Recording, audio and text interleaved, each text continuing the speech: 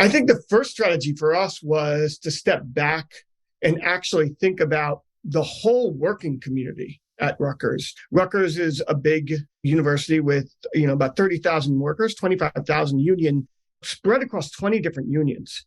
And when the pandemic hit, the university, as it always has, as all of our bosses do, aimed to split the workers by attacking the more vulnerable parts of the workforce, which were disproportionately women and people of color. Historically, Rutgers has done this. Historically, all of the institutions we're fighting against aimed to do this. And so for us at that moment, what we realized was we had to build more of a wall-to-wall or industrial vision of what should happen at Rutgers. And before we could even think about what to do with the community, we had to think about what needs to happen among this massively diverse workforce with dining staff, coaches, counselors, postdocs, grad workers, 50,000 undergrads, and then faculty of the full-time and part-time variant, et cetera.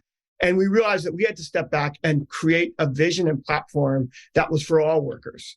And what that meant was demanding that the most privileged of the workforce sacrifice during a moment of crisis in order to safeguard the needs of the most vulnerable, which were the ones that the university aimed to ride the pandemic out on. And so that's how we approached it. We created a people-centered approach to the pandemic, which really asked faculty to consider a work share program, which is like a furlough, but you get made whole both by the federal COVID programs and by state programs. But in doing this furlough program, we were making savings, and we demanded that they don't lay folks off with that money, and particularly don't lay off our staff, right, that have been serving us meals, cleaning students' rooms, et cetera, for decades upon decades. And I think in shifting towards that, one, we were able to fight back much more effectively than any one sector of workers in the university would have been able to do.